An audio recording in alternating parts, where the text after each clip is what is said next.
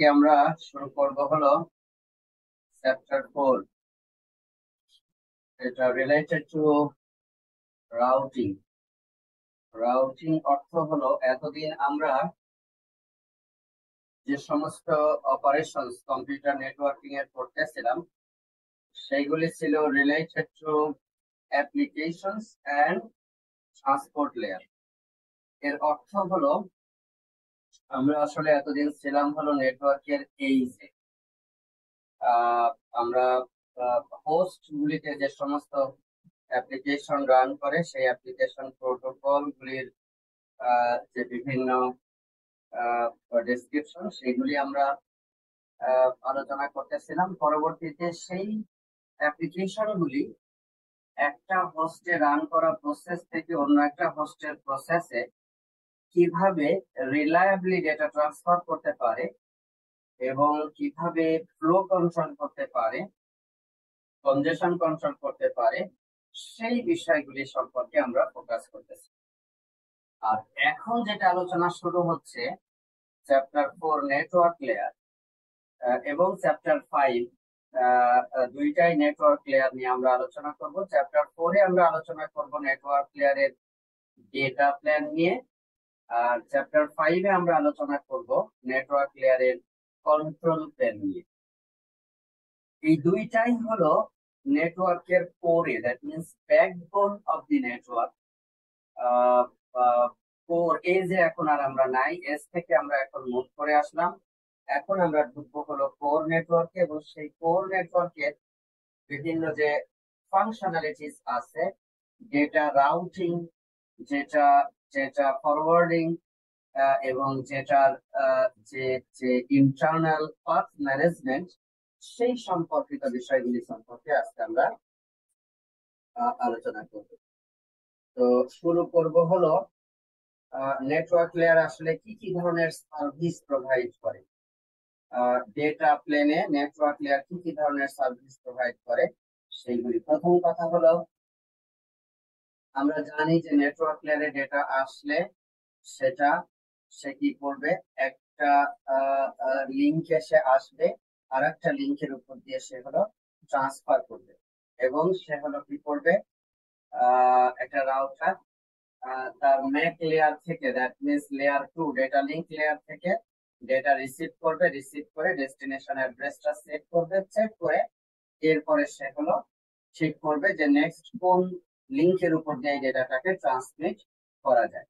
Router গুলি এর আগেও তোমাদের সাথে একাধিকবার কমিউনিকেট করেছি। রাউটার গুলি মূলত পোস্ট অফিসের মতো কাজ করে, শুধু উপরের ঠিকানাটা দেখবে, ওই প্যাকেটের ভিতরে কি লেখা আছে, চিঠির ভিতরে কি লেখা আছে, সেইটা যেরকম পোস্ট অফিসের পোস্ট মাস্টার অথবা পোস্ট ডেলিভারি ম্যান অথবা ওই সর্টার, কেউই যেরকম সেগুলির দিকে তাকায় না, তাকায় শুধুমাত্র অ্যাড্রেসের দিকে, বিশেষ করে ডেস্টিনেশন অ্যাড্রেসের দিকে। ঠিক একই রকম ভাবে এইখানেও ওই কাজটা করবে। এবং ফরওয়ার্ডিং ফাংশন আছে, রাউটিং ফাংশন আছে, একটু পরেই আমরা শিখবো ফরওয়ার্ডিং এবং রাউটিং এর মধ্যে পার্থক্য কি। একটা ফরওয়ার্ডিং ফাংশন আছে আর একটা হলো রাউটিং ফাংশন আছে, এরা একে অপরের সাথে টাইটলি কাপড় কিভাবে মেনটেন করে সেটাও আমরা একটু পরে দেখবো। এবং একটা রাউটারের মধ্যে কি কি কম্পোনেন্ট আছে, রাউটারটা কিভাবে কাজ করবে সেগুলি সম্পর্কে আমরা ধারণা নিব। এবং মেশিন গুলিতে এই যে আমরা অ্যাড্রেসের কথা বলছি, এই অ্যাড্রেস কিভাবে আসলে মেনটেন করা হয় সেগুলির সম্পর্কেও আমরা বিস্তারিত জানবো। আমরা শুধু এতদিন জেনেছি যে একটা ম্যাক অ্যাড্রেস আছে আর একটা আইপি অ্যাড্রেস আছে। এই আইপি অ্যাড্রেস গুলি কিভাবে দেওয়া হয়, আইপি অ্যাড্রেসের কত রকমের প্রকারভেদ আছে এবং এই আইপি অ্যাড্রেস গুলি অ্যাসাইন করার কত ধরনের পদ্ধতি আছে, সেই পদ্ধতি সম্পর্কে, সেই অল্টারনেটিভ ম্যানেজমেন্ট সম্পর্কে, আইপি অ্যাড্রেসের অ্যাডমিনিস্ট্রেশন সম্পর্কে আমরা বিস্তারিত জানবো। এরপরে আমরা জেনারেলাইজ কিছু ফরওয়ার্ডিং মেকানিজম আছে, ডেস্টিনেশন বেসড ফরওয়ার্ডিং টা আমরা আলোচনা করব, in addition to that generalised forwarding mechanism আলোচনা করব, এবং ওভারঅল ইন্টারনেটের আর্কিটেকচার নিয়ে আমরা কথা বলবো। তাহলে নেটওয়ার্ক লেয়ারে তুমি বুঝতেই পারছো মূলত নেটওয়ার্কের কোরে, ব্যাকবোনে কি ধরনের ফাংশনালিটিস গুলি হয় সেইগুলি মূলত আমরা আলোচনা করব। সেই মধ্যে যে যে প্রোটোকল গুলি আমাদের আলোচনায় থাকবে সেটা হলো internet protocol. The most highly used protocol in the internet is the IP protocol সম্পর্কে বিস্তারিত আমরা আলোচনা করব। নেটওয়ার্ক অ্যাড্রেস ট্রান্সলেশন সম্পর্কে আলোচনা করব। বিভিন্ন middle box utilities software systems সম্পর্কে আমরা বিস্তারিত আলোচনা করব। এরপরে আমরা জানি যে নেটওয়ার্ক লেয়ারে আসলে দুইটা ভাগে ভাগ করা হয়, একটা হলো ডেটা প্লেন আর একটা হলো কন্ট্রোল প্লেন। এই ডেটা প্লেনের মধ্যে মূলত হলো যেগুলি পড়বে সেটা হলো ডেটাকে আমরা কিভাবে ফরওয়ার্ড করি, মানে একটা রাউটারে ডেটা আসলে পরে সেই সেই সেই ডেটা প্যাকেটটা আমরা কোন লিংকের উপর দিয়ে ফরওয়ার্ড করব, সেই ফাংশনালিটিস গুলি পড়বে মূলত ডেটা প্লেন। আর কন্ট্রোল প্লেন হলো সোর্স টু ডেস্টিনেশন, রাউট কিভাবে আমি খুঁজে পাবো, আমি রাউট কিভাবে বের করব, পাথ কিভাবে এস্টাবলিশ করব, সেইগুলি পড়বে হলো কন্ট্রোল প্লেনে। সো ডেটা প্লেন এবং কন্ট্রোল প্লেন উভয় যে রিলেটেড যে অ্যালগরিদম গুলি আছে সেগুলি আমরা আলোচনা করব। তো সেখানে ভার্চুয়াল সার্কিট এবং ডেটাগ্রাম নেটওয়ার্কিং কনসেপ্ট আসবে, আইপি প্রোটোকলের ডিটেল কনসেপ্ট আসবে, সেখানে আইপি ভার্সন 4 এবং আইপি ভার্সন 6 দুইটাই আমরা আলোচনা করব। এরপরে এর পরের চ্যাপ্টারে গিয়ে আমরা চ্যাপ্টার 5 এ গিয়ে আমরা হলো এই রাউটিং অ্যালগরিদম সম্পর্কে, লিংক স্টেট বা LS routing algorithm, distance vector বা ডিবি রাউটিং অ্যালগরিদম, এগুলি সম্পর্কে, এদের অপারেশনাল প্রিন্সিপল, এদের ক্যারেক্টারিস্টিক্স, এদের ফিচার, ইমপ্লিমেন্টেশন মেথডোলজি ইত্যাদি সম্পর্কে আমরা আলোচনা করব। এবং হায়ারার্কিক্যাল রাউটিং মেথড নিয়ে আমরা কথা বলবো। এবং আরআইপি রাউটিং ইনফরমেশন প্রোটোকল এবং OSPF open source path first, এইগুলি নিয়েও আমরা কথা বলবো। এবং এর শেষে গিয়ে একেবারে ইন্টারনেটের ব্যাকবোনের একটা আইএসপি আর একটা আইএসপির সাথে কিভাবে পাথ এস্টাবলিশ করে, বর্ডার গেটওয়ে প্রোটোকল বা বিজিপি প্রোটোকল নিয়েও আমরা আলোচনা করব। তো বড় দাগে তুমি বুঝতে পারতেছো যে একটা ইন্টারনেটের ব্যাকবোনে প্র্যাকটিক্যাল যে সমস্ত রাউটিং অ্যালগরিদম গুলি চলে বিভিন্ন রাউটারে, সেটা সিসকো রাউটার হোক বা জুনিপারের রাউটার হোক বা অন্য যে কোনো কোম্পানির রাউটার হোক, সেই সমস্ত রাউটার প্র্যাকটিক্যালি যে সমস্ত অ্যালগরিদম গুলি দিয়ে তার অপারেশনাল প্রসেস গুলি অ্যাডমিনিস্ট্রেশন করে, সেগুলি সম্পর্কে আমরা বিস্তারিত থিওরিটিক্যাল আন্ডারস্ট্যান্ডিং যেটা আছে সেটা আমরা অ্যাচিভ করি। তো যে কথা একটু আগে বলতেছিলাম সেটা হলো, এতদিন আমাদের পারসেপশন ছিল একটা হোস্ট থেকে আর একটা হোস্টে এরকম ক্লায়েন্ট থেকে সার্ভারে কিভাবে কমিউনিকেট করবো সেইগুলি, এবং এই এই ক্লায়েন্ট কি কি পদ্ধতি করবে, এই সার্ভার কি কি কাজ করবে, সেগুলি নিয়ে আলোচনা করতেছিলাম। এখন আমরা ওখান থেকে সরে এসেছি। এখন আমাদের আলোচনার বিষয়বস্তু হলো ব্যাকবোন নেটওয়ার্ক। দ্যাট মিনস এই রাউটার গুলি কি কি কাজ করতেছে, রাউটার গুলি কি কি ফাংশনালিটিস করতেছে, সেইগুলি আমরা বোঝার চেষ্টা করি। একেবারে backbone of the network is our subject matter now. এবং এইখানে আমরা বোঝার চেষ্টা করব যে দেখো, খেয়াল করে দেখো, তোমার হোস্টে এন্ড হোস্টে কিন্তু 5টা লেয়ার চলতেছে, physical layer, data link layer, network layer, transport layer, application layer. এর পাশে এসেও দেখো নিচেও ওই যে সার্ভার, কালো কালো সার্ভার গুলি, দুইটা ছাগলের বাচ্চার মতো দেখা যাইতেছে, কালো কালো দুইটা সার্ভার, এইগুলি হলো physical layer, data link layer, network layer, transport layer and application layer. এগুলি সার্ভার গুলি কিন্তু হোস্ট এবং কি বলে ক্লায়েন্ট এবং সার্ভার উভয় কিন্তু 5টা লেয়ারই চালায়। কিন্তু যখন তুমি মাঝখানে আসবা নেটওয়ার্ক লেয়ারে, এই খেয়াল করছো, নেটওয়ার্ক লেয়ারের এই রাউটারে কিন্তু মাত্র 3টা লেয়ার চলছে, physical layer, data link layer, network layer. কারণ কি, এই রাউটার নিজে কখনো কোনো ইনফরমেশন প্রডিউস করে না এবং নিজে কখনো কোনো ইনফরমেশন কনজিউম করে না। A router is neither a producer nor a consumer of information. ফলে ওর ট্রান্সপোর্ট লেয়ারও দরকার নাই, অ্যাপ্লিকেশন লেয়ারও দরকার নাই। ও শুধু ডেটা আসলে পরে সেগুলির মধ্যে ফিজিক্যাল লেয়ার বা লিংক লেয়ারে কোনো এরর আছে কিনা, নেটওয়ার্ক লেয়ারে কোনো এরর আছে কিনা, এগুলি চেক করবে। সব ঠিকঠাক থাকলে নেক্সট কোন পাথে দিয়ে গেলে এই ডেটা প্যাকেটটা দ্রুত ডেস্টিনেশনের কাছে পৌঁছাবে, সেইটা হলো তার পয়েন্ট অফ কনসার্ন। তাহলে সেন্ডার সাইডে আমাদের প্রোটোকল লাগবে, রিসিভার সাইডেও আমাদের প্রোটোকল লাগবে। এতক্ষণ আমরা ট্রান্সপোর্ট লেয়ার, অ্যাপ্লিকেশন লেয়ার নিয়ে আমরা আলোচনা করতেছি। এখন যখন এইখানে যখন আসবো নেটওয়ার্ক লেয়ারে, তখন হোস্টেও চলবে নেটওয়ার্ক লেয়ারের প্রোটোকল, রাউটার গুলিতেও চলবে নেটওয়ার্ক লেয়ারের, এবং রাউটার গুলিতে এক্সপ্লিসিটলি শুধু তিনটা লেয়ার চলবে, physical layer, data link layer, আর হলো নেটওয়ার্ক লেয়ার। এবং রাউটার গুলির যদি ফান্ডামেন্টাল কাজ আমি বলি, তাহলে ওই যে আইপি প্যাকেট আছে, ওই প্যাকেটের হেডার ফাইলকে সে চেক করবে, এক্সামিন করবে, এবং কিভাবে সে নেক্সট হতে দিবে সেই ডেস্টিনেশন অ্যাড্রেসের উপরে ভিত্তি করে চেক করবে যে নেক্সট হপ অ্যাড্রেসটা কি হবে। অ্যাকচুয়ালি কিভাবে করে সেগুলো আমরা ধীরে ধীরে পরের স্লাইড গুলিতে। এবং এর এই ডেটাগ্রামটাকে ইনপুট পোর্ট থেকে appropriate output port along the designated path transfer করাটাই হলো রাউটার গুলির আসলে কাজ। তাহলে একটা হলো পাথ খুঁজে বের করা, আর একটা হলো ফরওয়ার্ড, দুইটা। এই জন্য নেটওয়ার্ক লেয়ারের ফাংশন গুলিকে মোটা দাগে আমরা দুইটা ভাগে ভাগ করে ফেলতে পারি। একটা হলো ফরওয়ার্ডিং, আর একটা হলো রাউটিং। ফরওয়ার্ডিং হলো যে রাউটার একটা প্যাকেট আসলো, একটা ইনপুট পোর্টে আসছে, এখন এই আউটপুট পোর্ট গুলির মধ্যে কোন আউটপুট পোর্টে ডেটা পাঠাবে সেইটা ডিটারমাইন করে পাঠানোটা হলো, সেই অনুযায়ী পাঠানোটা হলো ফরওয়ার্ডিং এর কাজ। এবং এর জন্য এরকম একটা ফরওয়ার্ডিং টেবিল থাকবে, যে টেবিলের মধ্যে এই ধরনের একটা ম্যাপিং থাকবে, সে ডেস্টিনেশন অ্যাড্রেসের হইলে নেক্সট হপ লিঙ্ক কোনটা হবে, নেক্সট হপ লিঙ্ক কোনটা হবে, নেক্সট হপ কানেকশন কোনটা হবে সেটা ঠিক থাকে। এবং ডেস্টিনেশন যদি এই ক্যাটাগরির মধ্যে পড়ে তাহলে এইটা নেক্সট হপ হবে, এই ক্যাটাগরির মধ্যে পড়লে এইটা নেক্সট হপ হবে, এরকম।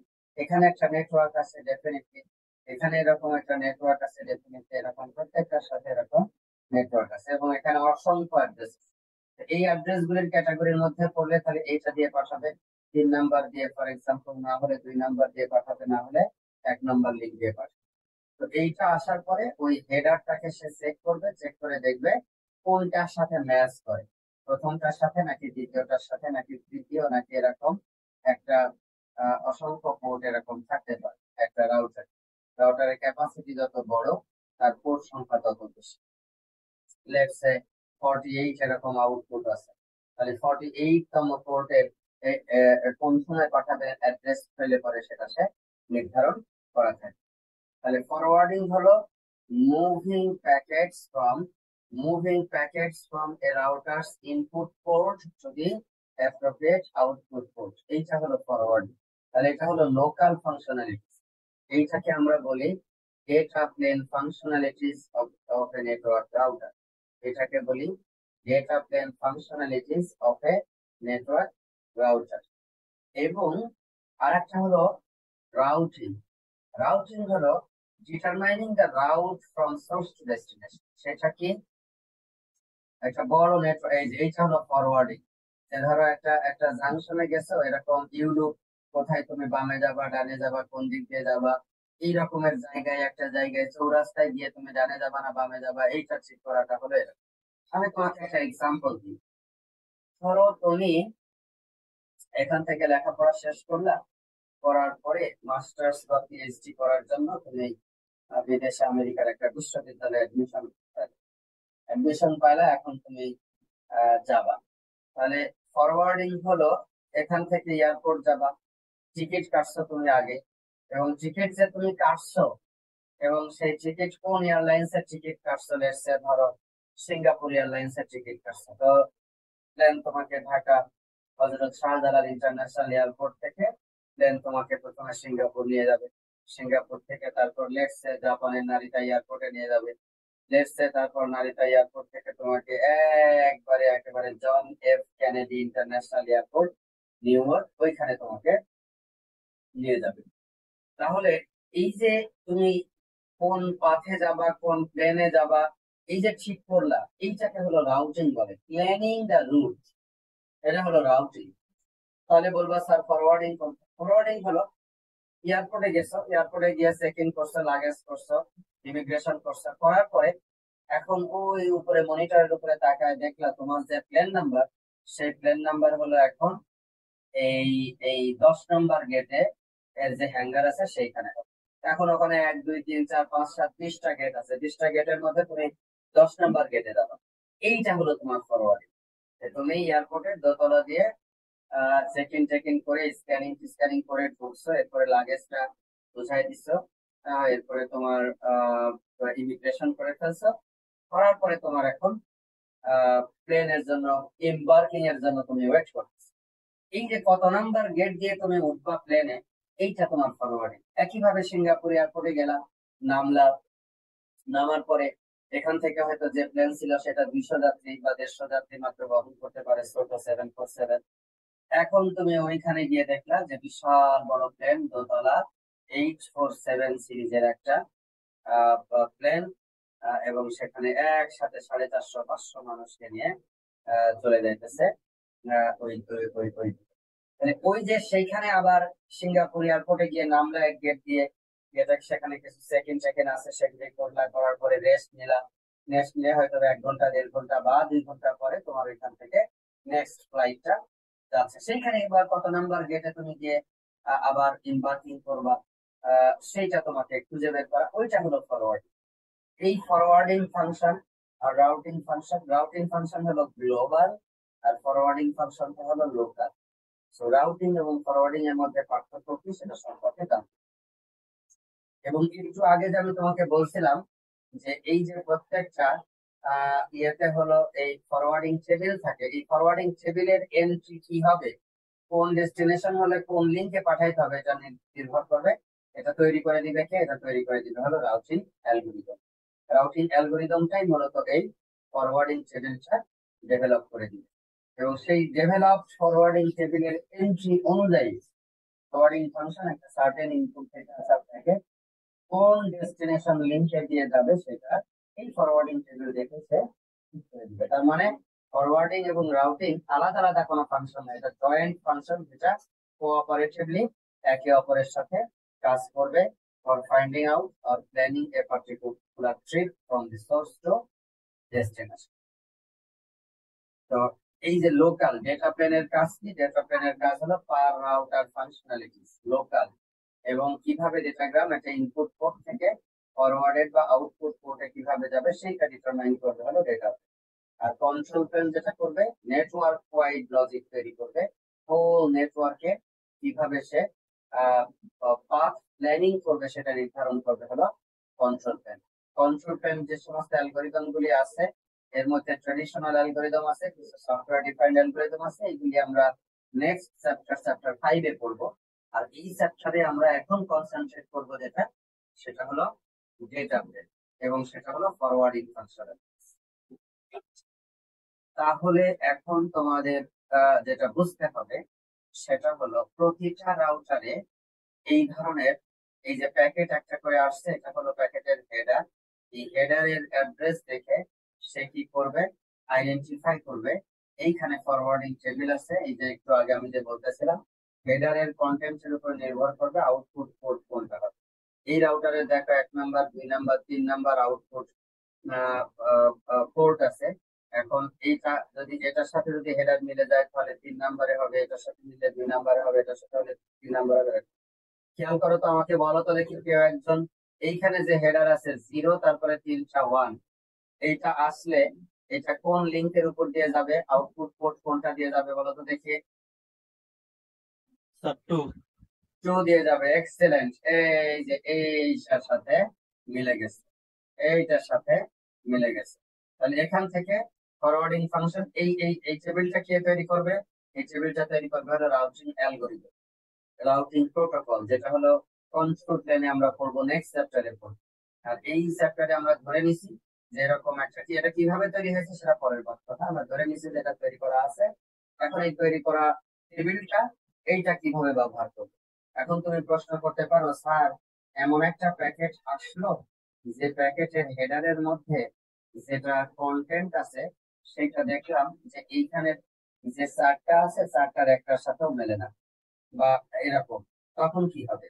ডেফিনেটলি তুমি বুঝতেই পারছো যে তখন যে ঘটনাটা ঘটবে সেটা হলো রাউটিং অ্যালগোরিদমকে কল করবে। ফরওয়ার্ডিং ফাংশন তখন কি করবে? ডেস্টিনেশন অ্যাড্রেস খুঁজে পাচ্ছি না, সে রাউটিং অ্যালগোরিদমকে ইনভোক করবে। রাউটিং অ্যালগোরিদম তখন এক্সিকিউট হয়ে সব আশেপাশের সব রাউটারের সাথে আলাপ করে কমিউনিকেশন করে একটা পদ্ধতি আছে, সেগুলি আমরা পরে শিখবো।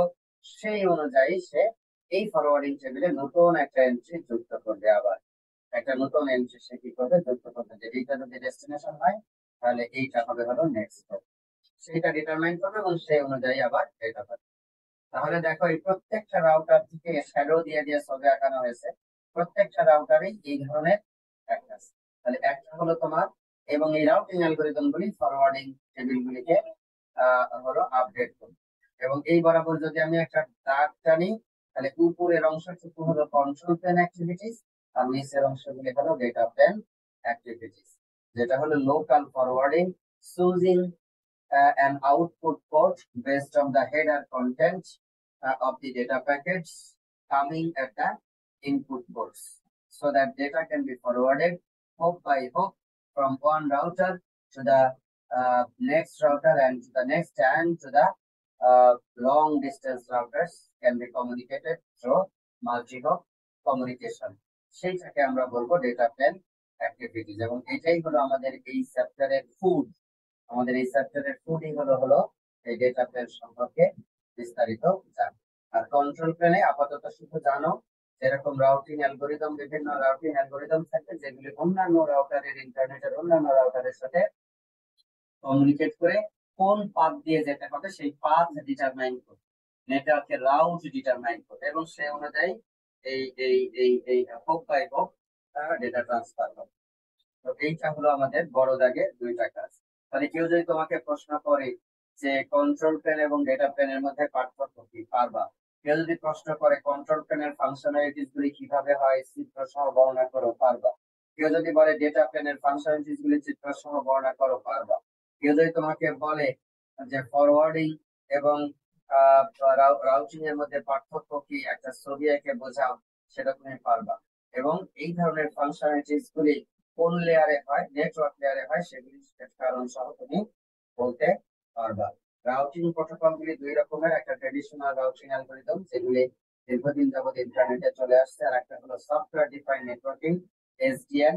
বর্তমান সময়ের এই 5G যে ইন্টারনেট চলছে সেখানে সফটওয়্যার ডিফাইন্ড নেটওয়ার্কিং একটা অত্যন্ত গুরুত্বপূর্ণ কম্পোনেন্ট, এবং এইটার যে ফাংশনালিটিস সেগুলি আমরা বিস্তারিত পড়বো এই সামনের যে টপিক গুলি আছে সেইখানে। এখন আমরা আলোচনা করব হলো ভার্চুয়াল সার্কিট এবং ডেটাগ্রাম নেটওয়ার্ক। তোমরা যখন এর আগে ডেটা কমিউনিকেশন কোর্সটা করেছো তখন এ সম্পর্কে কিছুটা ধারণা হয়েছে। আমি এখানে তোমাদেরকে একটা ফান্ডামেন্টাল কনসেপ্ট আমি তোমাদেরকে প্রশ্ন হলো ডেটা যে ট্রান্সফার হবে সেটা কিভাবে হবে। কিভাবে হবে বলতে আমি বোঝাচ্ছি, ধরো এইটা হলো এন রাউটার, এইখানে হলো ধরো তোমার যে মেশিন, সেই মেশিনে তুমি বসে আছে, এটা ই, তুমি এটা রাউটারের সাথে কানেক্টেড। এরকম অসংখ্য রাউটার ইন্টারনেটে আছে। আমি অন্তত এইটা আঁকালাম, এইটা একটা ধরো পাথ, আর এইটা একটা পাথ, এরকম অসংখ্য পাথ হতে পারে, এরকম অসংখ্য পাথ দুইটা আঁকালাম, এইটা যোগ করে দিলাম তাহলে আর একটা পাথ। এইখানে হলো তোমার ডেস্টিনেশন। তোমার বন্ধু আমেরিকায় আছে, তার কাছে তুমি চিঠি পাঠাবা বা তার সাথে তুমি যোগাযোগ করতেছো মেসেঞ্জারে বা ইত্যাদি ইত্যাদি। প্রশ্ন হলো এই রাউট যখন ডিফাইন হবে তখন এ থেকে যে ডেটাগুলি যাচ্ছে সেই সব ডেটাগুলি কি এই এই রাউটার হয়ে একটা সুনির্দিষ্ট পাথ ফলো করবে, এরকম একটা পাথ ফলো করে ডেস্টিনেশনে যাবে, নাকি কোনোটা এরকম কোনোটা হলো এরকম একটা পথ ফলো করলো, আর একটা পথ ফলো করলো, পার্পেল কালারের পথ ফলো করলো, কখনো সময় এই পথ ফলো করলো, কখনো হয়তো বা আর একটা পথ এরকম পথ ফলো করলো, কিভাবে হবে? এইটার উপরে ভিত্তি করে রাউটিং এর মেথডোলজিকে বড় দাগে দুইটা ভাগে ভাগ করা হয়েছে। একটা হলো ডেটাগ্রাম, যেটা কারেন্ট ইন্টারনেটে মোস্টলি ব্যবহৃত হয়। সেটা হলো কানেকশনলেস, মানে সুনির্দিষ্ট করা থাকবে না। এখান থেকে রাউটারের কাজ হলো এর কাছে যেতে, সরি এই হোস্টের কাজ হলো এই রাউটারের কাছে ডেটা পাঠানো। রাউটার ওই অবস্থায় এই ডেস্টিনেশনে যাওয়ার জন্য আইদার এই পাথ অথবা এই পাথ চুজ করবে। এরপরে এই রাউটার এখানে বসে ঠিক করবে ওই প্যাকেটটাকে কি এই দিক দিয়ে পাঠাবে নাকি এই দিক দিয়ে পাঠাবে। মানে প্রত্যেকটা রাউটারে গিয়েই ওই সিদ্ধান্তটা হবে যে নেক্সট হপ রাউটার কোনটা হবে। সেটাকে বলি আমরা কানেকশনলেস ইন্টারনেট। আর একটা হলো virtual circuit network provide. That means যে এন্ড টু এন্ড একটা কানেকশন এস্টাবলিশ হয়ে যাবে, এবং সমস্ত প্যাকেট যদি এখান থেকে 100 প্যাকেট পাঠানো হয়, 100 প্যাকেটই ওই ওই ওই পার্টিকুলার পাথ দিয়েই সরে যাবে, অন্য কোনো পাথ ফলো করবে না। তো এই ধরনের জায়গাগুলিতে আমরা বলছি হলো কানেকশন ওরিয়েন্টেড প্রোটোকল, এবং এইভাবে করে সে ডেটা ট্রান্সফার। ঠিক আছে।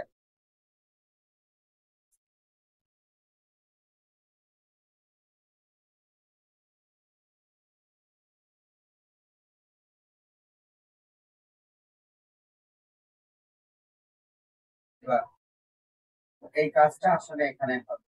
তাহলে আমি টিসিপি আর ইউডিপি এর যেটা কানেকশন ওরিয়েন্টেড আর কানেকশন লেস ছিল, ওইটা কিন্তু এইখানে ভিন্ন, কিন্তু অ্যানালোগাস আছে। অ্যানালোগাস আছে বলতে সিমিলারিটি আছে। ঠিক আছে। কিন্তু এইখানে ওইখানে যেরকম কানেকশনটা ছিল দুইটা প্রসেসের মধ্যে, দুইটা হোস্টের দুইটা প্রসেসের মধ্যে হলো কানেকশন, আর এইখানে দুইটা এই কানেকশনটা হবে হলো হোস্ট টু হোস্ট। এবং এখানে ওইখানের কানেকশনের ক্ষেত্রে আমরা যারা ইউজার তাদের চয়েস ছিল, প্রোগ্রামারদের চয়েস ছিল, কিন্তু এইখানে প্রোগ্রামারদের কোনো চয়েস থাকবে না। নেটওয়ার্ক ওয়াইড একটা আন্ডারস্ট্যান্ডিং থাকবে, এবং সেভাবে ডেটা ট্রান্সফার হবে। আর ইমপ্লিমেন্টেশন হবে কোথায়? নেটওয়ার্ক। সাধারণত আমরা যদি ইউজার হই বা আমরা সফটওয়্যার ডেভেলপার হই, তাহলে আমাদের আসলে এইগুলি নিয়ে কোনো কিছু ভাবতে হবে না।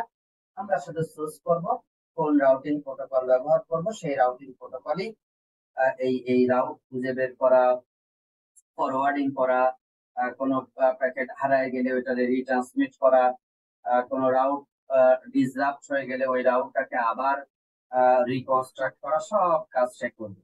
কিন্তু যদি আমরা কখনো আরো বেশি ভিতরে ঢুকি, দ্যাট মিনস আমরা বড় পজিশনে চাকরি করতে চাই, একটা প্রতিষ্ঠানকে গভর্ন করতে চাই, রিসার্চ করতে চাই, এমএস পিএইচডি করতে চাই, এবং সেখান থেকে আমাদের নিজস্ব চিন্তা চেতনা, নিজস্ব প্রোটোকল, নিজস্ব মেথোডোলজি এক্সারসাইজ করতে চাই, তাহলে কিন্তু আমাদের তখন এই বিষয়গুলি লাগবে। এবং সেক্ষেত্রে আমাদেরকে ঠিক করতে হবে যে একটা রাউটিং অ্যালগোরিদম কিভাবে কাজ করবে, একটা রাউটিং প্রোটোকল কিভাবে ফরওয়ার্ডিং করবে, কিভাবে ফরওয়ার্ডিং টেবিলের এন্ট্রি গুলি তৈরি হবে, সেই সেই সমস্ত কোড আমাদেরকে লিখতে হতে পারে। সো ফান্ডামেন্টাল কনসেপ্ট থেকে শুরু করে কিছুটা কোর আন্ডারস্ট্যান্ডিং আমাদের সকল ছেলেমেয়ের এই এই পার্টিকুলার বিষয় জানতে হবে, সো দ্যাট তারা যেন ভবিষ্যতে তাদের যে সমস্ত প্রতিষ্ঠানে তারা কাজ করবে সেখানেও যেন ইফেক্টিভ রোল প্লে করতে পারে, তাদের ভ্যালু বাড়াইতে পারে। একটা প্রতিষ্ঠান তোমাকে গুরুত্ব দিবে, তোমার প্রমোশন দিবে, তোমার স্যালারি ইনক্রিজ করবে কখন, চাকরি দিবে কখন, যখন দেখবে যে ইন্টারনাল যে অপারেশনাল প্রসেস গুলি আছে এগুলি সম্পর্কে তুমি বোথ থিওরিটিক্যাল এবং প্র্যাকটিক্যাল সম্যক ধারণা রাখো, তখনই কিন্তু ওই প্রতিষ্ঠান তোমাকে অর্দি মনে করবে এবং তখন চাকরি দিবে। এবং তুমি যদি সিনসিয়ারিটির সাথে, অনেস্টির সাথে, প্রফেশনাল ইন্টিগ্রিটির সাথে অ্যাডাপটিভলি নিত্য নতুন টেকনোলজি শিখো এবং অ্যাপ্লাই করো প্রতিষ্ঠানে for increasing the operational excellency of the customers that your organization has, definitely you will be valued by the organization. সেক্ষেত্রে প্রমোশন হতে পারে, নতুন পোস্টিং হতে পারে, স্যালারি ইনক্রিমেন্ট হতে পারে, অন্যান্য ফ্যাসিলিটিস হতে পারে, ইত্যাদি ইত্যাদি। এই জন্য আমি সবসময় বলি আসলে জ্ঞান অর্জন এবং দক্ষতা অর্জনের আসলে কোনো বিকল্প নেই। আজকে হয়তো কেউ মনে করতে পারে যে বাংলাদেশে চাকরি পেতে হলে এই নানান মামা লাগে, এই সেই এটা সেটা, ব্রাইব লাগে, নানান কিছু মনে করতে পারে। এগুলি টু সাম এক্সটেন্ট সত্য, হয়তো বা মিথ্যা না পুরোপুরি, কিন্তু একটা প্রতিষ্ঠান, একটা গভর্নমেন্টের অর্গানাইজেশন, নন গভর্নমেন্টের অর্গানাইজেশন হোক, যেখানেই হোক, তোমাকে আসলে সার্ভিস যদি তুমি প্রোভাইড করার জন্য যোগ্য হও, তাহলে মানুষই তোমাকে খুঁজে নিবে। এখনো পর্যন্ত ইন্ডাস্ট্রির কথা যদি আমি বলি, তাহলে আসলে যোগ্য মানুষের অভাব আছে। চাকরির আসলে অভাব আছে সত্য, কিন্তু এখনো অভাব নেই। কিন্তু তাদের জন্য চাকরি এর জন্য প্রবলেম আছে। ডিগ্রি পাস করেছে, ডিগ্রি অর্জন করেছে, কিন্তু দক্ষতা অর্জন করে নাই। ডিগ্রি অর্জন করেছে কিন্তু জ্ঞান অর্জন করে নাই। তারা হলো তাদের জন্য আসলে সমস্যা। প্রতিষ্ঠান যদি তাকে কাজে লাগাইতে না পারে, প্রতিষ্ঠান যদি তাকে দিয়ে কোনো প্রবলেম সলভ করাতে না পারে, তাহলে প্রতিষ্ঠান কেন সেই সমস্ত মানুষকে চাকরিতে নিবে অথবা তাদেরকে বিভিন্ন পজিশন হোল্ডিং এর জন্য পরামর্শ দিবে। তো এটা এটা ফান্ডামেন্টাল একটা বিষয়। তোমরা এখন ধীরে ধীরে উপরে উঠতেছ, কয়দিন পরে গ্রাজুয়েটেড হবা। তোমাদের এই প্র্যাকটিক্যাল ফিল্ডের যে রিকোয়ারমেন্ট আছে এবং প্র্যাকটিক্যাল ফিল্ডের যে ডিমান্ড আছে, সেগুলিকে মাথায় রেখে তোমাদের ক্যারিয়ার কিন্তু তোমাদেরকে তৈরি করতে হবে। তো আমরা প্রথমে দেখবো ভার্চুয়াল সার্কিট, এরপরে দেখবো আমরা ডেটাগ্রাম। ভার্চুয়াল সার্কিট হলো টেলিফোন নেটওয়ার্কের ক্ষেত্রে যেরকম একটা end to end path establish হয়, ওই রকম সোর্স টু ডেস্টিনেশনে একটা পাথ এস্টাবলিশ হবে, এবং পারফরমেন্স এর উপরে ভিত্তি করে পাথের কোয়ালিটি নির্ধারণ হবে। এবং এই নেটওয়ার্কের অ্যাকশন কোন পাথ দিয়ে যাবে প্রতি জায়গায় সিদ্ধান্ত নেওয়ার দরকার নাই। এখান থেকে শুরু হয়ে একদম নেটওয়ার্কের কোন কোন রাউটার ভিজিট করে ডেস্টিনেশনে যাবে, আগে থেকে ঠিক করা আছে। সবগুলি ওই একই পাথ ফলো করবে, একই পাথ ফলো করবে। ওর মাঝখানে আর কোনো সিদ্ধান্ত হবে না যে এখানে হবে এখানে হবে। হয়তো প্রাথমিকভাবে তোমার মনে হতে পারে যে স্যার, এটা তো খুব ভালো একটা সিস্টেম, কিন্তু এটা কারেন্ট ইন্টারনেটে কেন ব্যবহার করা হচ্ছে না? এটা কল সেট আপ করবে, তারপরে কাজ শেষ হয়ে গেলে কল টিয়ার ডাউন করবে, এবং একটা ডেটা প্যাকেট পাঠানোর আগে কল আগে প্রথমে এস্টাবলিশ হবে, তারপরে ডেটা ফ্লো হবে। এবং প্রতিটা কলের জন্য এই যে একটা সার্কিট তৈরি হলো সোর্স টু ডেস্টিনেশন, এটাকে বলি আমরা virtual circuit, VC, not vice chancellor. This is for virtual circuit. এই ভার্চুয়াল সার্কিটের একটা আইডেন্টিফায়ার থাকে, এবং সেই আইডেন্টিফায়ার অনুযায়ী হোস্ট ডিটারমাইন হবে। এবং প্রতিটা রাউটার সোর্স ডেস্টিনেশনের পাথ এস্টাবলিশ করবে এবং কানেকশনের কোয়ালিটি মেনটেন। এবং যতগুলি পাথ আছে সবগুলিতে ব্যান্ডউইথ এবং বাফার ম্যানেজমেন্ট একেবারে আগে থেকেই অ্যালোকেটেড থাকে। Dedicated bandwidth source to destination allocated থাকবে, সো দ্যাট সকল ডেটা ওই পাথ দিয়ে সোর্স থেকে ডেস্টিনেশনে যেতে পারে। এখন আমাকে বলো, কারো কি মাথায় এরকম চিন্তা আসছে যে স্যার এটাই তো ভালো, এছাড়া অন্য কোনো পদ্ধতি দরকার কেন? আসছে না? কেউ কি বলতে পারো যে এই সিস্টেমের কি অসুবিধা থাকতে পারে, ভার্চুয়াল সার্কিট সিস্টেমের? স্যার এটাই তো সবকিছু ফিক্স থাকতেছে, কিন্তু আমাদের তো ডেটা পাঠানোর সময় অনেক সময় একসাথে অনেক ডাটা পাঠানো লাগতে পারে, আবার অনেক সময় কমে যেতে পারে। স্যার এখানে ডেডিকেটেড রিসোর্স লাগে মেবি। ইয়াসিন বলেছ, এবং আর কে বলেছ? স্যার বলতেছি। মুনতাসির বলেছ। হ্যাঁ, ডেডিকেটেড রিসোর্স লাগে। তো রিসোর্স তো আমাকে দিতেই হবে, রিসোর্স না দিলে সোর্স থেকে ডেস্টিনেশনে ডেটা যাবে কিভাবে? রিসোর্স দিলে কি কোনো সমস্যা আছে?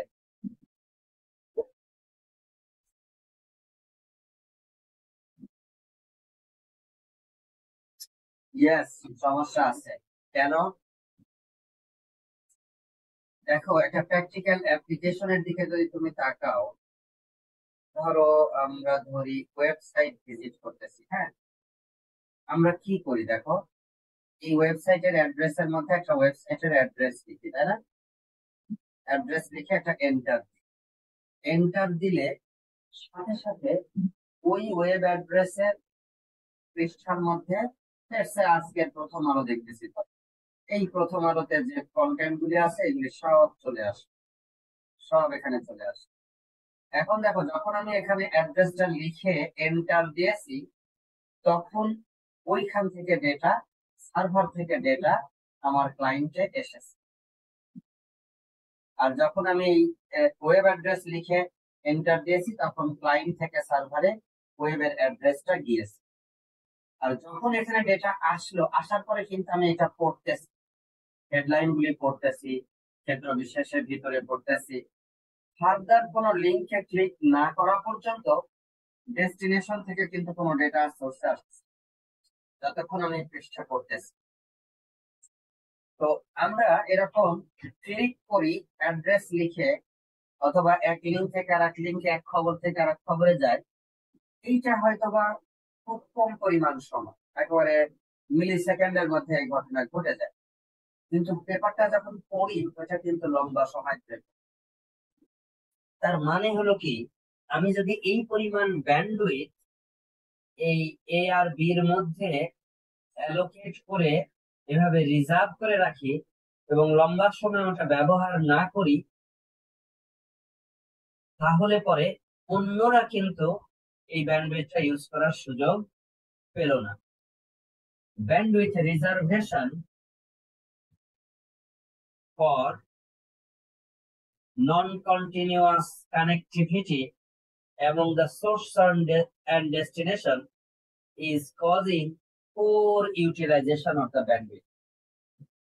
এই কারণে, মূলত এই কারণে সোর্স থেকে ডেস্টিনেশনে এই ধরনের পাথ রিজার্ভ করা, পাথ এস্টাবলিশ করা, ব্যান্ডউইথ এবং বাফার স্পেস অ্যালোকেট করে রাখা, এই কাজটা কারেন্ট ইন্টারনেটে বড় দাগে করা হয় না। কিছু ছোট ছোট ইন্টারনেটের পার্ট আছে, সেখানে কিছু কিছু প্রোপ্রাইটারি প্রোটোকল আছে যেগুলি চলে, বাট বড় দাগে ইন্টারনেট কিন্তু আইপি প্রোটোকলের উপরে দাঁড়ায় আছে, এবং আইপি প্রোটোকল কিন্তু সোশ্যাল সার্কিট বা কানেকশন ওরিয়েন্টেড সার্ভিস ব্যবহার করে। আইপি হলো ডেটাগ্রাম কানেকশনলেস প্যাকেট কমিউনিকেশন সার্ভিস সে ব্যবহার করে। বুঝতে পেরেছো সবাই? এটা কিন্তু খুব গুরুত্বপূর্ণ একটা কোশ্চেন। এখন ওইদিকে ডেটাগ্রামের দিকে যাওয়ার আগে আমরা একটু দ্রুত শিখে নিই যে ভার্চুয়াল সার্কিটটা কিভাবে ইমপ্লিমেন্ট করা হয়। এটা একটা পাথ এস্টাবলিশ করা হবে, প্রত্যেকটা ভার্চুয়াল সার্কিটের আলাদা একটা নাম্বার থাকবে, এবং ফরওয়ার্ডিং টেবিলগুলিতে ভার্চুয়াল সার্কিট নাম্বার দিয়ে দেওয়া হবে, সো দ্যাট একে অপরের সাথে কমিউনিকেট করতে পারে। ছবি দিয়ে বোঝাইলে খুব সহজে বোঝা যাবে। এই দেখো, এই হোস্টের সাথে কমিউনিকেট করতে চাচ্ছে, সঙ্গে সঙ্গে এখানে আসলো ও এন্ট্রি দিয়ে দিল যে 1 নাম্বার ইন্টারফেসে যেটা আসলো সেটার ভার্চুয়াল সার্কিট নাম্বার হলো 12, আর এইটার আউটগোয়িং হবে হলো 3 নাম্বারে, ভার্চুয়াল সার্কিট হলো 22। আউটগোয়িং হবে হলো 3 নাম্বারে, ভার্চুয়াল সার্কিট হলো কত? 22। আবার এইখানে আসলো, এই রাউটার থেকে আবার একটা এরকম একই রকম ভাবে 2 নাম্বার দিয়ে যদি আসে তাহলে 63, এবং 1 নাম্বার আউটগোয়িং হবে এবং 18 নাম্বার। 3 নাম্বার থেকে যদি আসে এটা 7 হলো incoming virtual circuit number, 2 number outgoing এবং সেখানে হলো 17 নাম্বার। এইভাবে যদি করে রাখে, তাহলে যখনই ওই পার্টিকুলার ভার্চুয়াল ইন্টারফেস থেকে, ভার্চুয়াল নাম্বার থেকে কোনো ডেটা আসবে, তখন কিন্তু নতুন করে কোনো সিদ্ধান্ত তার নিতে হচ্ছে না, আগে থেকেই সিদ্ধান্ত নেওয়া আছে। এখন শুধু নাম্বার সাথে মিল রেখে কত 22 নাম্বার ভার্চুয়াল সার্কিট নাম্বারে 3 নাম্বার লিঙ্ক দিয়ে পাঠায়। এই এই এই লিঙ্কের উপর দিয়ে 22 ছাড়াও আরো অনেকগুলি সার্কিট নাম্বার কমিউনিকেট করতে পারবে সাইমালটেনিয়াসলি। ব্যান্ডউইথ ভাগ করে করে করে করে করে বিভিন্ন চ্যানেলে তারা কমিউনিকেট করবে, কিন্তু ভার্চুয়াল সার্কিট নাম্বারটা ফিক্সড থাকবে। এরকম ভাইস ভার্সা বোথ ওয়ে কমিউনিকেশনের জন্য এই ভার্চুয়াল সার্কিট তৈরি হবে এবং সেটি ব্যবহার হবে। এটিএম নেটওয়ার্ক, X.25 এবং ফ্রেম রিলে নেটওয়ার্ক, এগুলি হলো ব্যবহার করে, কিন্তু আনফরচুনেটলি বড় দাগে কারেন্ট ইন্টারনেটে এগুলি আসলে এখন আর ব্যবহার করা হয় না। কেন হয় না সেটা একটু আগে আমি বুঝিয়ে দিয়েছি। এবং এইভাবে কল ইস্টাবলিশ হবে, তারপরে ডেটা সোর্স থেকে ডেস্টিনেশনে কমিউনিকেট হবে, এবং সবগুলি ডেটা একই পাথে যাবে, কোনো পাথের কোনো পরিবর্তন হবে না। এবং এইভাবে ডেস্টিনেশন অ্যাড্রেস দেখে দেখে লিঙ্ক ইন্টারফেস করে ডেটাটাকে ফরওয়ার্ড করে দেওয়া হবে। এখন প্রশ্ন হলো, এই লংগেস্ট প্রিফিক্স ম্যাচিং একটা পদ্ধতি আছে, সেটা ব্যবহার করা হয়। এইটা হলো ডেটাগ্রামের ক্ষেত্রে ব্যবহার এইখানে দুইটা উদাহরণ দিচ্ছে, এটা সুন্দর বোঝা যাবে। দেখো ডেস্টিনেশন অ্যাড্রেস এইটা, মোট হলো 8 আর 8 16 আর 8 24 আর 8 32 বিট। 32 বিটের মধ্যে এখানে 8, এখানে 3, 11 বিট বাদ। তাহলে এখানে দেখো 21 বিট পর্যন্ত আছে, এখানে 24 বিট পর্যন্ত আছে, এখানেও 21 বিট পর্যন্ত আছে। আর এটা তিনটার একটাও যদি না মিলে তাহলে 3 নাম্বার দিয়ে পাঠাই। তাহলে একটা রাউটারের ইন্টারফেস আছে 4টা, নাম্বারিং করা হয়েছে 0 থেকে 3 পর্যন্ত। এখন প্রশ্ন দিচ্ছে যে এইটা যদি হেডারের কন্টেন্ট হয় তাহলে ইন্টারফেস কোনটা হবে বলো তো? এটা যদি হেডারের কন্টেন্ট হয় তাহলে ইন্টারফেস কোনটা হবে? স্যার 0। 0 হবে, 1 0 1 0, তারপরে 1 1 0 1 0, তারপরে এইটা লংগেস্ট ম্যাচিং হলো এইটা, তাই না? লংগেস্ট ম্যাচিং হলো এইটা। গুড, তাহলে এটা হয়ে যাবে। গুড, এইটা এই যে 1 0 পর্যন্ত ম্যাচ করেছে, আর পরেরটা ম্যাচ করেছে কোনটা? 1 ওয়ানের 1, সাথে। তাই না? 1 1 পর্যন্ত ম্যাচ করেছে। লংগেস্ট ম্যাচিং এই যে সবগুলি ম্যাচ করেছে পরেরটা, এই জন্য লাস্টটা এইটা। এটা কিন্তু তিনটাই 0 আছে, এই যে এটা কয়টা? তিনটাই 0 আছে। 24 বিট পর্যন্ত ম্যাচ করেছে। 24 বিট পর্যন্ত যেহেতু ম্যাচ করেছে, এটা হবে কোনটা? 1 নাম্বার হবে, তাই না? এটা হবে হলো 1 নাম্বার ইন্টারফেস। রাইট। তো এইভাবে করে আমাদেরকে ঠিক করতে হবে লংগেস্ট প্রিফিক্স ম্যাচিং পদ্ধতি অনুযায়ী কোনটাকে সে এস্টাবলিশ করতে পারে। এখন ইন্টারনেট ব্যবহার করা হয় হলো ডেটাগ্রাম নেটওয়ার্কিং, যেখানে ইলাস্টিক কোনো কানেকশন এস্টাবলিশমেন্ট নাই এবং কোনো ব্যান্ডউইথ গ্যারান্টি নাই, কোনো বাফার ম্যানেজমেন্টের গ্যারান্টি নাই, এবং ফ্রি স্টাইলে ডেটা প্যাকেট ছেড়ে দিবে, এবং নেটওয়ার্কের রাউটার গুলির অ্যাভেলেবল যে ব্যান্ডউইথ আছে, লিংকের ক্যাপাসিটি আছে, সেগুলির বেস্ট ইউজ সে ইনশিওর করবে। এটাকে আমরা বলবো হলো বেস্ট ইফোর্ট সে ইনশিওর করবে। আমি কি তোমাদেরকে আরেকদিন বুঝাইছিলাম বেস্ট ইফোর্ট মানে ওইটার সার্ভিস কোয়ালিটি কি বুঝাইছিলাম? বলো, বেস্ট ইফোর্ট সার্ভিস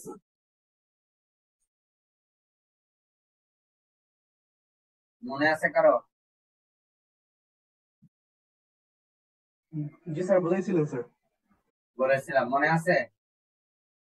জি স্যার। বলো তো দেখি একটু কি বলেছিলাম।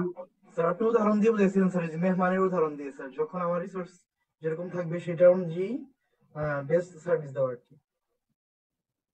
আরেকবার আজকে একটু বলি, একটা অ্যানালজি ছাড়ি, সেটা তারপরে বলি। বলছে যে দাওয়াত দিছে একজন, বুঝছো, বেশ কিছু মানুষকে। এখন সে মানুষদেরকে যখন দাওয়াত দিয়েছে, তখন বাসায় দাওয়াত দিয়েছে হলো ধরো 20 জন। এখন স্বভাবত যাদেরকে দাওয়াত দিয়েছে তাদের এক্সপেকটেশন হলো অনেক ভালো খাওয়া দাওয়া হবে ইত্যাদি।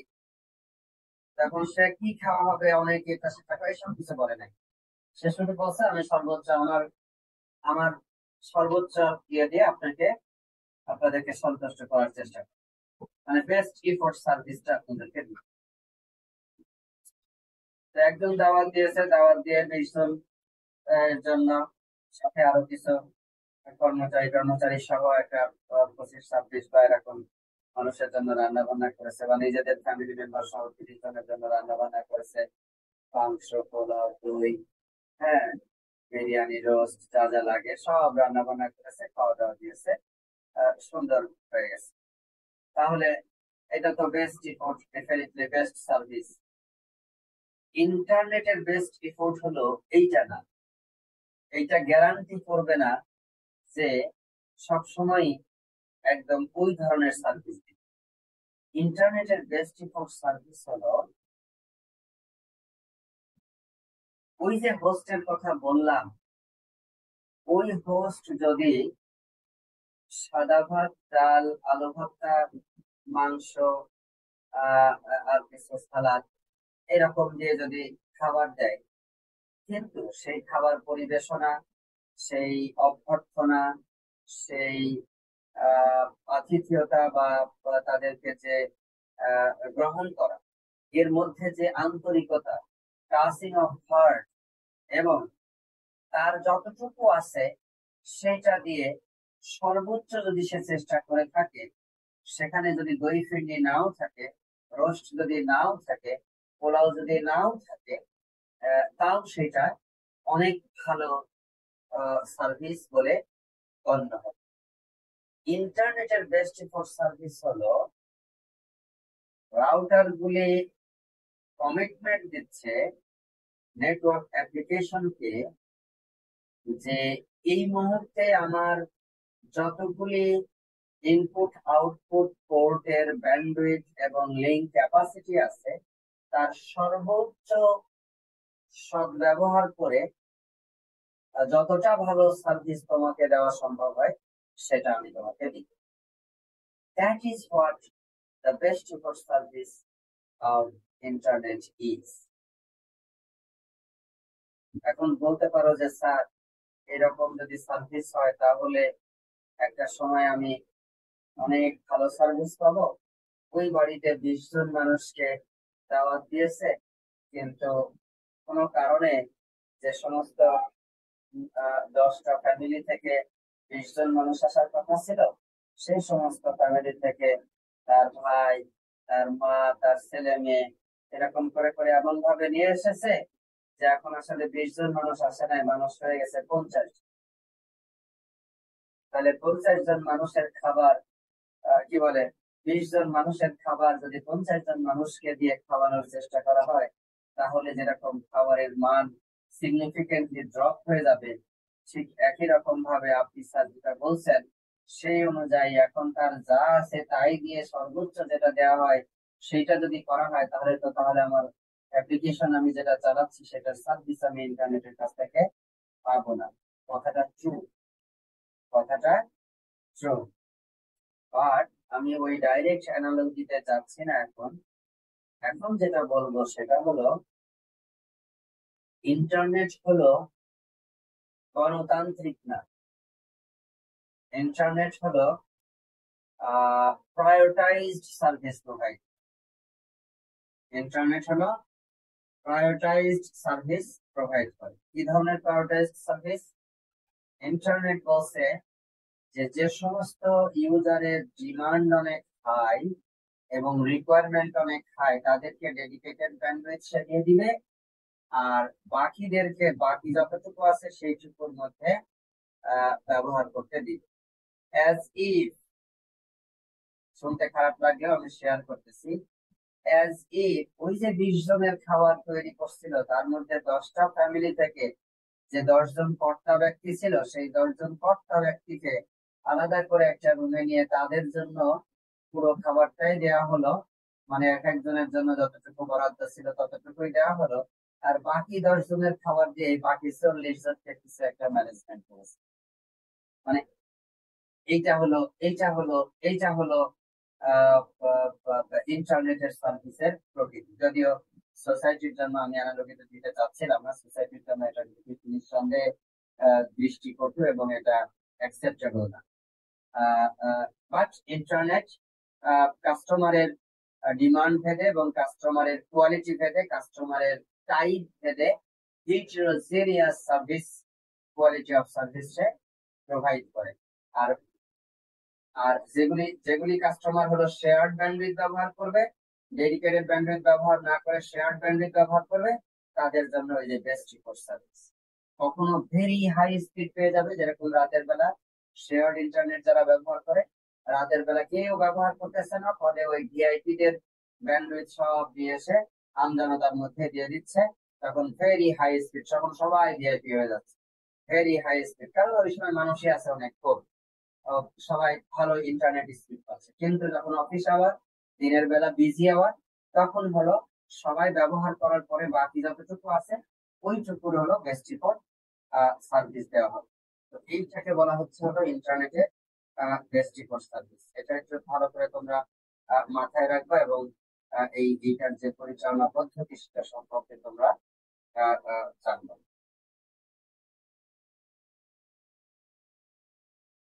তো এটা হলো আমাদের দিয়ে গেল। আর আজকে আমরা আর খুব বেশি আলোচনার মধ্যে না যাই, আমরা যে বিষয়গুলি এখান থেকে নিয়ে এসেছি সেগুলি পর্যন্ত আজকে আমরা এখানে থাকি।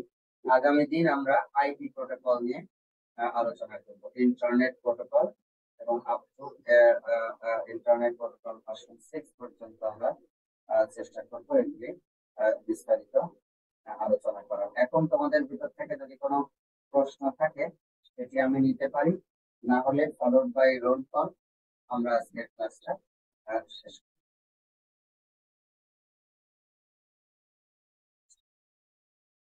ঠিক আছে, জাস্ট এ মিনিট, আমি ইন্টারফেসটা, অ্যাটেন্ডেন্স ইন্টারফেসটা একটু ওপেন